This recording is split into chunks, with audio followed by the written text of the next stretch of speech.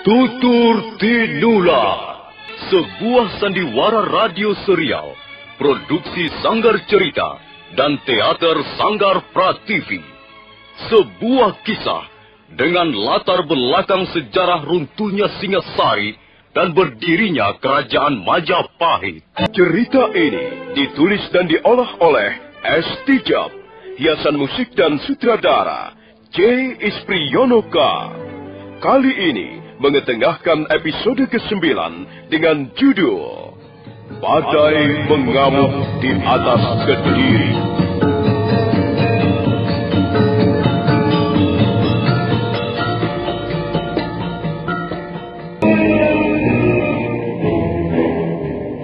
Semula Panglima Ike Mese menolak memberikan izin Dyah Sangkrama Wijaya yang ingin kembali ke Padukuhan Majapahit. Tapi setelah mendengarkan penjelasan dan alasan Dyah Sangkrama Wijaya, pimpinan pasukan Tartar itu akhirnya mengerti. Dyah Sangkrama Wijaya lalu menemui Lembu Sora dan Rangkalawe untuk diajak serta mempersiapkan perbekalan di jalan. Menjelang sore hari, Dyah Sangkrama Wijaya berikut prajurit-prajurit Majapahit segera berangkat meninggalkan Istana Kediri.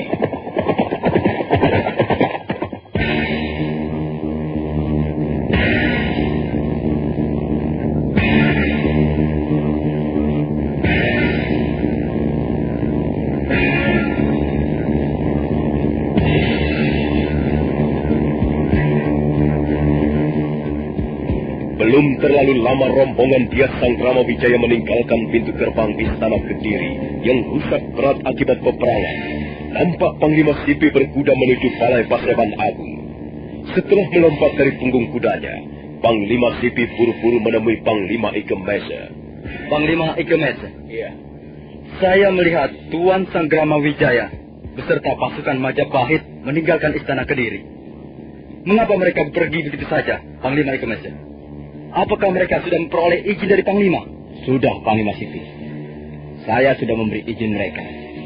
Mereka bermaksud kembali ke Majapahit. Mengapa kau izinkan? Bukankah hal itu bisa berbahaya sekali? Bahaya? Bahaya apa, Panglima Sipi? Tuan Sangkrama Wijaya hanya bermaksud menengok kedudukan Majapahit. Iya, tapi mereka bisa berbalik menyerang kepada kita, Panglima Ike Mese. Kita jangan terlalu percaya kepada Tuan Sangkrama Wijaya. Bagaimana kalau misalnya mereka tiba-tiba mengumpulkan rakyat Majapahit dan rakyat dari desa-desa lain, kemudian bersama-sama menyerbu prajurit-prajurit kita di Istana Kediri ini? Saya sama sekali tidak pernah berpikir sejauh itu, Panglima Sipi. Saya cukup percaya pada kemauan baik Tuan Sangkrama Wijaya. Dia minta izin untuk kembali ke Majapahit guna mempersiapkan surat pernyataan menyerah.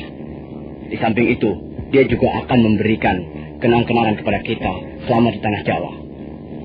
Dia bermaksud mempersembahkan 2 orang putri Majapahit untuk kaisar kita, Kaisar Kubilai Khan. Dan lagi, saya memberikan batas waktu tidak lebih dari 30 hari. Dalam waktu 30 hari itu, Tuan Sangkrama Wijaya sudah harus kembali ke Istana Kediri untuk menyerahkan surat. Tapi kepergian mereka tetap membuat hatiku tidak enak, Panglima Ike Mese. Kita tidak bisa menjadi tenang selama menikmati kemenangan di Istana Kediri. Seharusnya Panglima Ike Mese jangan mengizinkan mereka untuk pergi begitu saja. Sudahlah, Panglima Sipi. Kalau Panglima tidak merasa tenang, baiklah, kita kirim beberapa orang prajurit Tartar untuk mengawasi mereka. Nah, begitu lebih baik, Panglima Ike Mese. Dengan diawasi prajurit-prajurit Tartar, saya kira mereka tidak bisa terlalu bebas melakukan sesuatu apapun juga. Kalau begitu, biarlah urusan ini kita serahkan saja kepada perwira Yungpo. Kita mempunyai tugas-tugas lain yang lebih penting, Panglima Sipi. Kita harus menghitung dan memilih harta kekayaan Istana Kediri untuk kita bawa kepada Kaisar Kubilai Khan sebagai oleh-oleh dari Tanah Jawa. Kaisar pasti akan gembira dan bangga sekali mendengar kemenangan kita ini, Panglima Sipi. Panglima Ike Mese. Iya. Apakah cukup banyak harta yang akan kita bawa ke negeri Mongolia? Iya. Barangkali kita membutuhkan sebuah kapal khusus untuk mengangkut barang-barang itu. Ada berpuluh-puluh macam rakamnya. Guci-guci dari Kuningan, tembaga yang berlapis emas, jumlahnya cukup banyak. Juga perhiasan-perhiasan dari berlian dan permata-permata yang cukup mahal harganya. semuanya merupakan kerajinan yang sangat tinggi nilainya. Dengan membawa barang-barang ini untuk oleh-oleh, saya kira Kaisar Kubilai Khan tidak begitu kecewa karena kegagalan kita menghukum Prabu Kertanegara. Baiklah, Panglima Ikemese. Saya akan segera menghubungi Perwira Yungpo. Hati saya masih tidak tenang sebelum mengirim prajurit-prajurit Tartar untuk mengawasi Tuan Sanggrama Wijaya.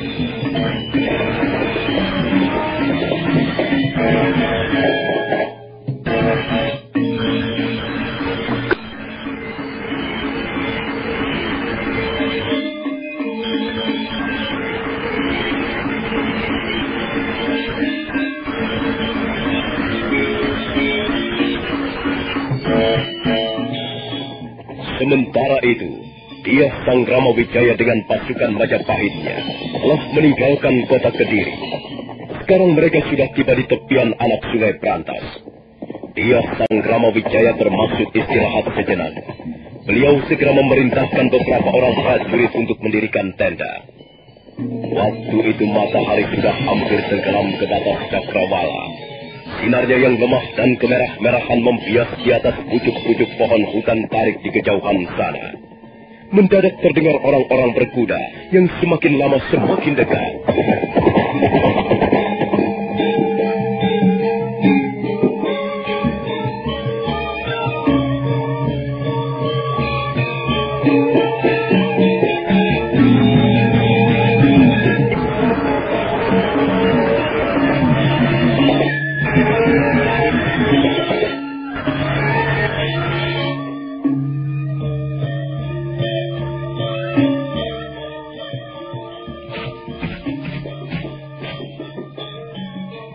Kalau tidak salah, Tuan adalah Perwira Yungpo. Benarkah demikian? Benar, Tuan Sanggrama Wijaya. Saya adalah Perwira Yungpo. Saya datang untuk menyampaikan sepucuk surat dari Panglima Ikemese. Terima kasih, Perwira Yungpo. Mana suratnya? Perwira Yungpo merogoh lipatan pakaiannya, kemudian mengeluarkan sepucuk surat yang diikat dengan pita berwarna merah. Diah Sanggrama Wijaya segera membuka sampul surat. Tuan Sanggrama Wijaya, maafkan karena saya tidak bisa mengantarkan keberangkatan Tuan menuju Pedukuhan Majapahit. Bukannya saya tidak menaruh perhatian kepada Tuan dan prajurit-prajurit Majapahit yang lain. Karena itu, saya mengirimkan Perwira Yungpo berikut 14 orang prajurit Tartar untuk menyertai perjalanan Tuan selama pergi ke Pedukuhan Majapahit. Nah, terimalah mereka sebagaimana sahabat-sahabat Tuan yang lain. Ikemese, Panglima Tartar. Baiklah, Perwira Yungpo. Aku sudah membaca isi surat dari Panglima Ikemese. Terima kasih. Tapi saat ini kami sedang istirahat. Barangkali kami akan bermalam di sini. Besok pagi baru kami akan meneruskan perjalanan ke Pedukuhan Majapahit. Terserah Tuan Sanggrama Wijaya. Saya hanya mengemban tugas dari junjungan kami. Selanjutnya saya ditugaskan untuk menyertai perjalanan Tuan sampai Tuan kembali ke Istana Kediri. Baiklah. Kalau begitu silakan Tuan dan prajurit-prajurit yang lain istirahat. Silakan memilih sendiri tenda sebelah mana yang ingin Tuan pergunakan untuk istirahat malam ini. Terima kasih Tuan Sanggrama Wijaya. Terima kasih atas sambutan Tuan yang hangat dan bersahabat ini.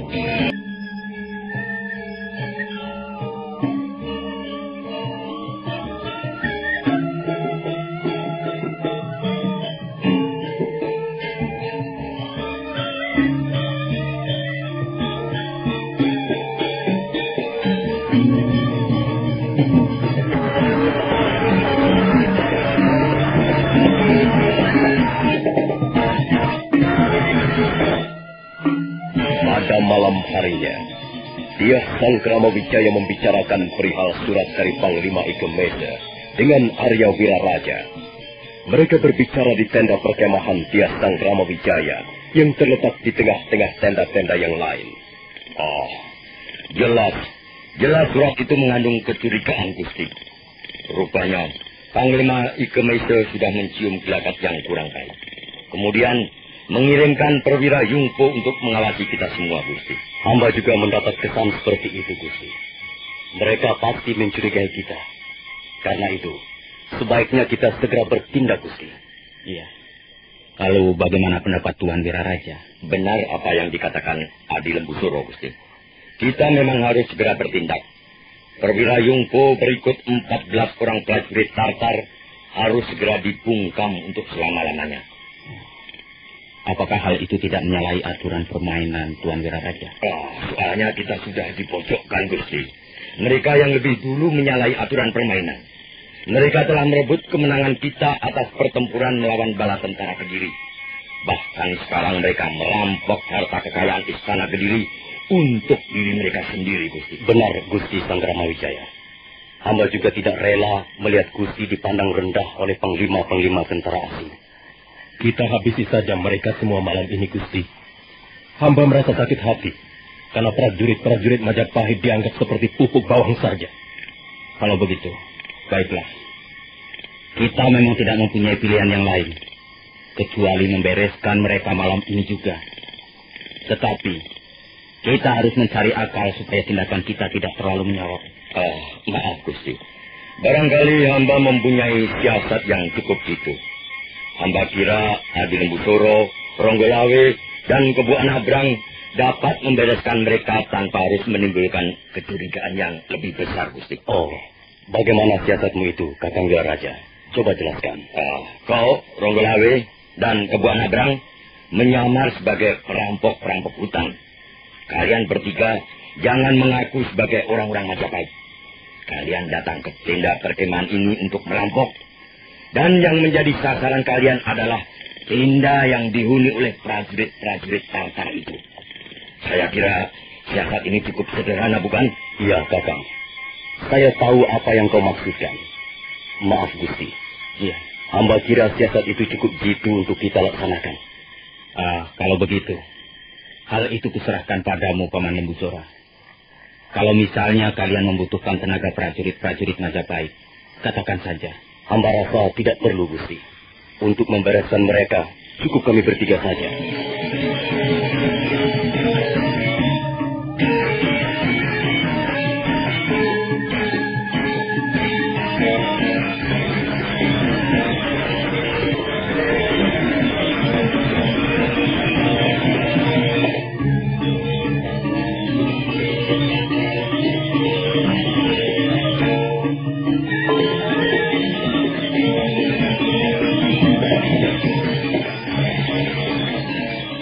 Malam mengalir perlahan-lahan. Kabut mengambang di atas permukaan sungai Brantas. Nampak beberapa orang prajurit Majapahit berjaga-jaga di sekitar tenda perkemahan Dyah Sanggramawijaya. Mendadak, di balik pohon-pohon liar, bermunculan 3 sosok tubuh manusia. Mereka melangkah mengendap-endap menuju tenda perkemahan prajurit-prajurit Tartar yang terletak di bagian paling ujung. Disitulah perwira Yungpo menginap bersama teman-temannya yang lain. 3 bayangan itu terus melangkah berhati-hati, bagaikan 3 ekor kucing hutan yang hendak menyergap mangsanya.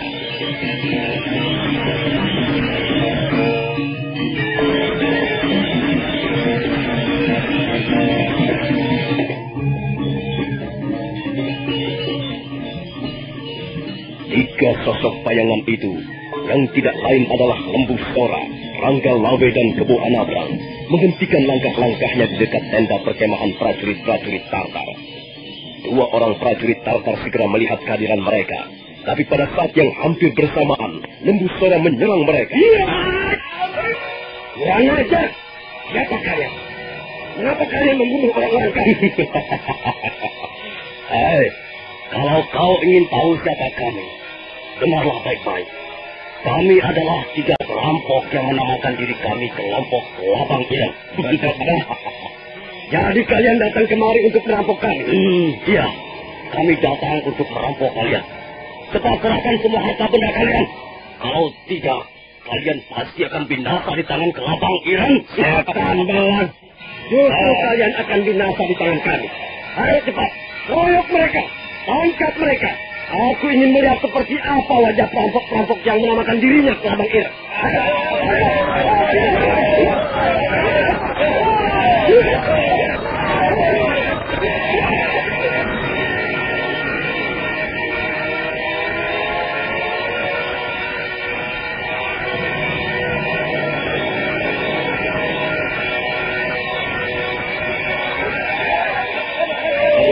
Yungpo dan 14 orang prajurit Tartar segera maju menyerang. Embus suara berkelit teriak. Pedangnya yang besar dan panjang terkelebat tulisan. Sementara Rangga Lawe melayani serangan-serangan dengan tangan kosong. Namun begitu, dalam waktu yang tidak begitu lama, dia sudah dapat merobohkan 3 orang prajurit Tartar. Sementara itu, Kebo Anabrang sama halnya dengan Lembu Sora menggunakan pedangnya yang berukuran besar untuk membabat lawan-lawannya.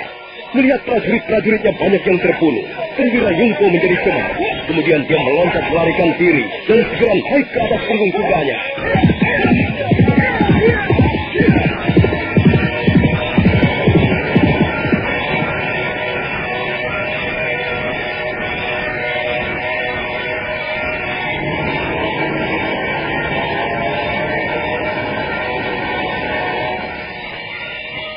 Perwira Yungpo berhasil melarikan diri, Lawe. Bagaimana yang lain-lainnya, Paman Lembu Sora? Yang lainnya semuanya sudah terbunuh. Tak ada yang tersisa. Semuanya berjumlah 14 orang. Oh begitu. Soal Perwira Yungpo itu, serahkan saja padaku, Paman Lembu Sora. Biar aku yang akan membereskan. Hati-hati, Lawe. Jangan biarkan perwira muda itu bisa melarikan diri sampai ke istana Kediri. Hal ini bisa membahayakan kita semua. Baik, Paman Lembu Sora. Selesai mengucapkan kata-katanya, Rangga Lawe segera melompat. Tubuhnya berkelebat ringan dan sosoknya segera lenyap di balik kegelapan malam. Kurang ajar. 3 orang perampok itu benar-benar mencurigakan. Dan lagi mengapa prajurit Majapahit tidak menolong kami? Siapa sebenarnya 3 orang perampok lihat itu? Jangan-jangan mereka juga orang-orang Majapahit yang bermaksud memukul kami. Aku harus segera melaporkan hal ini pada Panglima Ikemesi. Tuan Sanggrama Wijaya itu memang patut untuk dicurigai.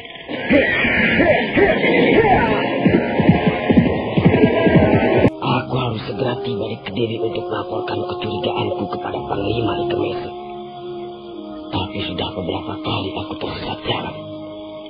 Jalan-jalan di sini memang sukar sekali dikenali. Banyak pohon-pohon besar yang membingungkan. Apalagi malam-malam seperti ini. Baiklah, sebaiknya aku kembali saja. Agaknya jalan ini merupakan jalan buntu yang tidak biasa dilewati orang. Perwira Yungpo segera memutar kudanya. Tapi mendadak perwira muda itu terkejut setengah mati. Begitu melihat tubuh seorang laki-laki tegap telah berdiri di hadapannya. Wajah laki-laki itu menggunakan cadar hitam.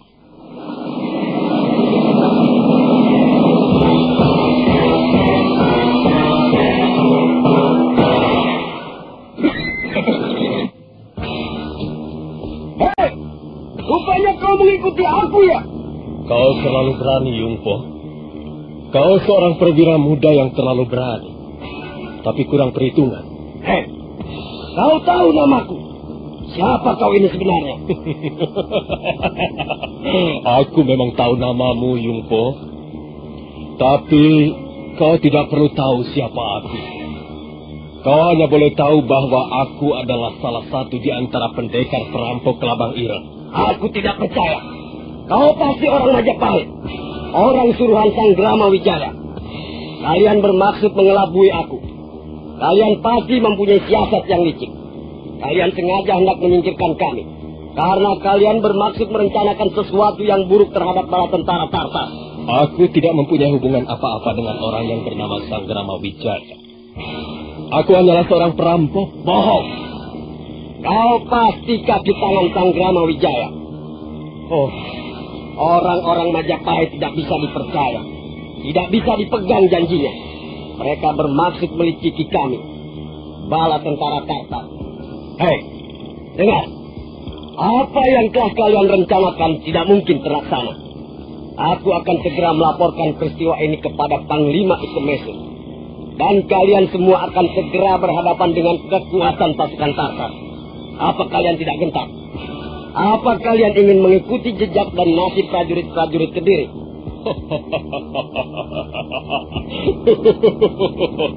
Oh, kami tidak takut menghadapi pasukan Tartar. Kami bukan seperti prajurit-prajurit Kediri. Oh, jadi benar kau salah seorang prajurit Majapahit? Oh, aku prajurit Majapahit atau bukan? Apa urusan kau? Hah? Sekarang juga kau pasti akan binasa di tanganku. Kau tidak bakalan sampai di istana Kediri untuk melaporkan pada atasanmu. Nah, bersiaplah Yungpo, sebab kau tidak akan pernah kembali ke negeri leluhurmu.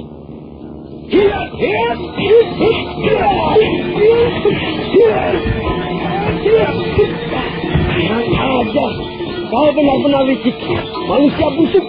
Orang-orang Majapahit berjiwa busuk.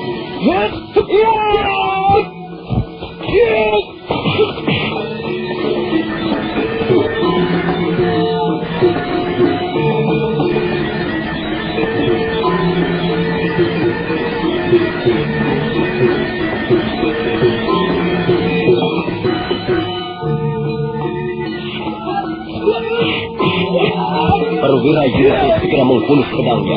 Selanjutnya dia menyerang laki-laki tegak perkasa yang tidak lain adalah Rangga Lawe. Pertempuran sengit segera terjadi. Perwira muda itu terus menghambur bersama babatan-babatan pedangnya yang cukup berbahaya. Tapi Rangga Lawe hanya melayaninya dengan tangan kosong. Perwira muda itu memang gagah berani, tapi kemampuannya masih jauh dibandingkan dengan lawannya. Suatu ketika, Rangga Lawe dapat mencuri kelengahan perwira Yungpo. Cepat kilat tangannya menyampar pundak perwira muda itu dan memutirnya ke belakang. Terdengar gemertak bunyi tulang patah. Perwira Yungpo mengerang kesakitan. Rangga Lawe segera menyudahi pertarungan dengan sebuah tendangan di ulu hati lawannya.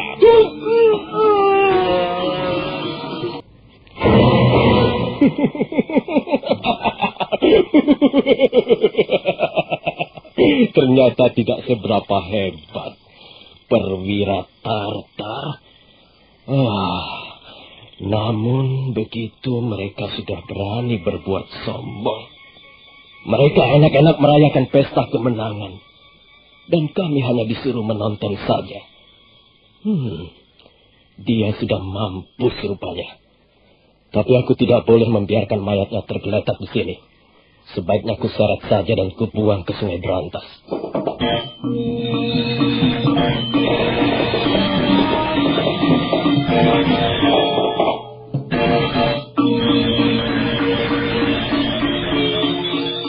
Rangga Lawe segera menyeret tubuh perwira Yungpo yang sudah menjadi mayat. Setelah tiba di tepian anak Sungai Berantas, tubuh itu ditendangnya ke arah sungai. Dan setelah itu, Rangga Lawe bergegas kembali ke arah tenda perkemahan prajurit-prajurit Majapahit.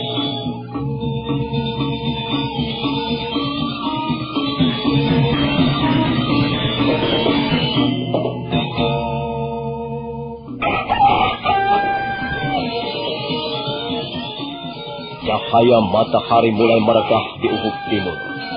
Nampak prajurit-prajurit Majapahit membenahi tenda-tenda perkemahan bekas tidurnya semalam.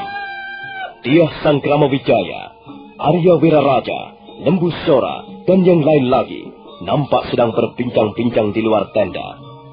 Lembu Sora kelihatan lega begitu melihat munculnya Rangga Lawe. Bagaimana, Rangga Lawe? Beres, Paman Lembu Sora. Perwira Yungpo itu sudah binasa di tanganku. Mayatnya aku lemparkan ke Sungai Berantas sana. Kalau begitu, tidak ada yang perlu dicemaskan lagi. Semua prajurit-prajurit Tartar sudah dapat dibungkam mulutnya. Tapi sebaiknya kita harus menghilangkan bekas-bekas pembunuhan ini. Mayat-mayat mereka sudah dikuburkan dengan rapi, Gusti. Bahkan kuda-kuda mereka pun sudah dilucuti. Segala ciri-ciri yang menunjukkan keprajuritan Tartar sudah dibuang atau ditanam di dalam tanah. Saya kira sudah tidak ada bekasnya lagi, Gusti. Kalau begitu sebaiknya sekarang juga kita meneruskan perjalanan ke Majapahit. Lembu Sora, Rangga Lawe, Kebo Anabrang, serta yang lain-lain segera memerintahkan agar prajurit-prajurit Majapahit mempersiapkan diri untuk meneruskan perjalanan. Sebentar kemudian, mereka pun sudah di tengah perjalanan menuju padukuhan Majapahit.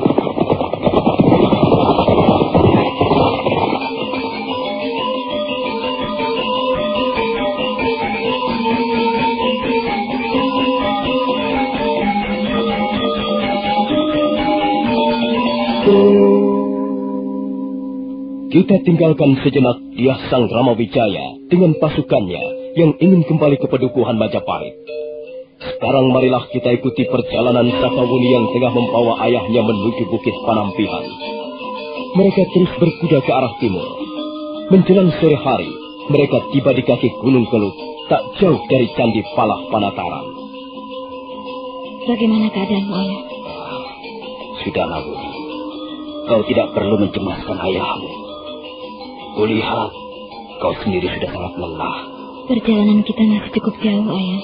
Kalau misalnya ayah banyak kapuk ingin istirahat, kita tidak perlu meneruskan perjalanan malam ini. Kita bisa istirahat di Candi Palah Panataran. Ayah? Ayah? Apa yang sedang Ayah lamunkan? Apa yang sedang Ayah pikirkan? Ayah? Sakawuni, aku sudah merasa cukup tua. Semenjak masih muda dulu, ayahmu ini selalu terlibat di dalam berbagai pertempuran besar. Sekarang aku merasakan tubuhku sudah semakin lemah. Hal itu karena kau sedang terluka, ya. Kalau Ayah nanti sudah sembuh kembali, Ayah pasti akan merasa kuat. Tapi sepertinya aku sudah cukup berjuang. Aku merasa sudah puas karena dapat mengikuti perjuangan dan cita-cita yang besar Gusti Sang Ramawijaya. Suatu ketika, Majapahit pasti akan berdiri dengan megah. Sebuah masyarakat baru akan segera terbentuk. Masyarakat yang lebih sehat, lebih manusiawi, dan lebih adil. Kita semua percaya pada kebijaksanaan Gusti Sang Ramawijaya. Benar, Ayah Panyakabu. Kebijaksanaan dan kearifan Gusti Sang Ramawijaya memang seharusnya kita jadikan pedoman untuk menempuh kehidupan bermasyarakat. Segala tingkah lakunya dan keputusan-keputusan beliau selalu mencerminkan keadilan dan kearifan yang besar. Alangkah bahagianya kalau misalnya aku dapat ikut menikmati kejayaan negeri yang bernama Majapahit. Pasti, Ayah. Itu sudah pasti. Ayah sudah cukup berjuang membangun Padukuhan Majapahit. Semenjak Majapahit masih merupakan hutan belantara. Bahkan Ayah ikut mendampingi Gusti Sang Ramawijaya selama menjadi pelarian sampai ke Kadipaten Sumenep. Andil Ayah cukup besar di sini. Pengorbanan Ayah cukup besar. Ayah sudah memberikan segala-galanya untuk Majapahit. Sudah pasti Ayah harus ikut menikmati hasil perjuangan itu. Sakawuni, apakah kesempatan itu kira-kira masih ada, anakku? Kenapa tidak, Ayah? Ayah akan segera sembuh. Dan setelah sembuh nanti, kita semua akan segera kembali ke Majapahit untuk bergabung bersama Gusti Sang Ramawijaya. Majapahit adalah milik kita bersama. Majapahit menjadi harapan kita bersama. Harapan seluruh rakyat yang mendambakan keadilan serta kebenaran muncul di permukaan bumi ini. Sang Hyang Widi, masihkah kau beri aku kesempatan untuk melihat negeri yang bernama Majapahit? Ayah? Ayah? Ayah? Dia pingsan lagi, Bunda. Luka-lukanya memang cukup berat.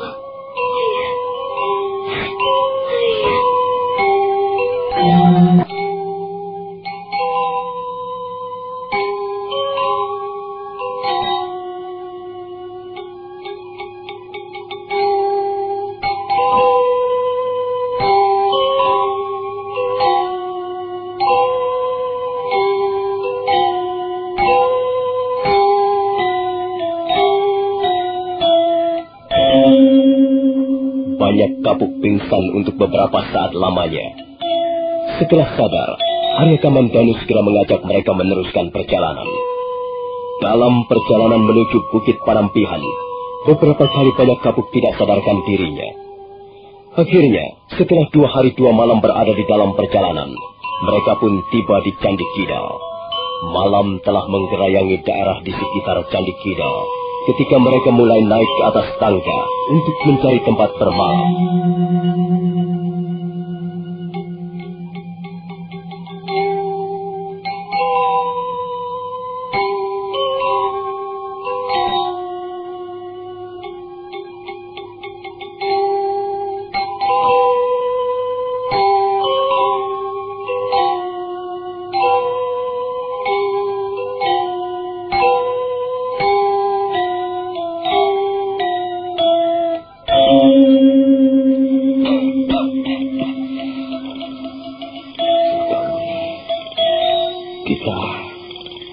Kita sekarang berada di mana, Sakawuni? Kita bermalam di Candi Kidal, Ayah. Besok pagi kita akan meneruskan perjalanan Ayah Bayakapu. Menjelang sore hari besok, kita pasti sudah akan tiba di puncak Bukit Panampihan. Sudah lama sekali. Sudah hampir 20 tahun. Aku tidak melihat lagi ibumu, Muni. Apakah dia sekarang masih cantik? Oh, ibu masih tetap cantik, Ayah. Ibu masih cantik seperti dulu. Tanyakan saja pada Kamandanu kalau Ayah tidak percaya. Sakawuni mirip sekali dengan ibunya Ayah Bayakapu. Seperti pinang dibelah dua. Seperti janda sinikar. Aku malu sekali, Huni. Sebenarnya aku tidak mempunyai keberanian untuk menemui ibumu. Ayah tidak usah memikirkan yang bukan-bukan. Biarlah nanti aku yang akan mengatakan pada ibu. Dan pasti ibu mau menolong Ayah. Aku menyesal sekali. Semua ini karena kesalahanku. Aku adalah seorang laki-laki yang tidak bertanggung jawab. Aku telah mentelantarkan hidup seorang gadis. Dan akibatnya dia menderita, terlunta-lunta, dan merana sepanjang hidupnya. Bukan hanya itu, kau pun ikut menderita karena perbuatan ayahmu ini. Sudahlah, Ayah. Ayah tidak usah menyesali apa yang sudah terjadi. Saya sudah memaafkannya kok. Dan saya kira ibu juga akan memaafkan Ayah. Alangkah bahagianya kalau kita bertiga nanti bisa hidup bersama-sama, Ayah. Aku pun berharap demikian, Wuni. Kalau misalnya aku masih bisa disembuhkan nanti. Aku bermaksud memboyong ibumu ke Majapahit. Ibu pasti mau, Ayah. Ibu pasti mau mengikuti Ayah ke Majapahit. Dan nanti kita bertiga akan tinggal di Majapahit. Dok. Iya. Apakah ibumu pernah menanyakan perihal diriku? Pernah, Ayah, pernah. Ibu pernah menanyakan perihal Ayah. Kau jangan berdusta padaku, ayahmu. Aku yakin ibumu tidak pernah menanyakan perihal ayahmu. Bukankah demikian? Sudahlah, Ayah. Lebih baik Ayah istirahat malam ini. Besok kita meneruskan perjalanan. Ayah harus banyak istirahat. Baiklah, Dok. Ayah akan istirahat. Kau pun harus istirahat. Kau juga, Kamandanu. Istirahatlah. Mudah-mudahan Sang Hyang Widi memberkati kita semua.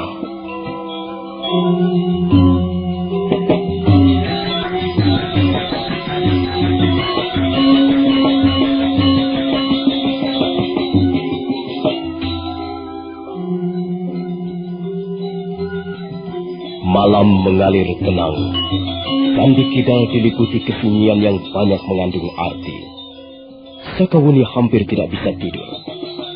Sebentar-sebentar dia terbangun karena mendengar ayahnya merintih perlahan. Beberapa kali banyak kapuk terbatuk-batuk, dan batuknya selalu mengeluarkan darah kehitam-hitaman. Sakawuni melihat tubuh ayahnya nampak semakin lemah. Dia merasa khawatir. Apakah masih ada kesempatan untuk membawa ayahnya menemui ibunya di puncak Bukit Panampihan?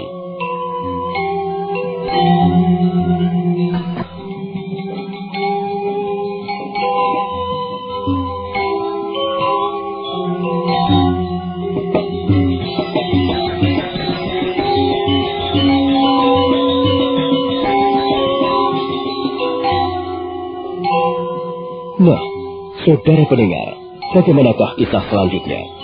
Apakah banyak kapuk akhirnya bisa disembuhkan? Dan bagaimana sikap Ayu Pupuh, ibu Sakawuni yang selama ini merasa disakiti oleh banyak kapuk yang pernah menjadi kekasihnya dulu?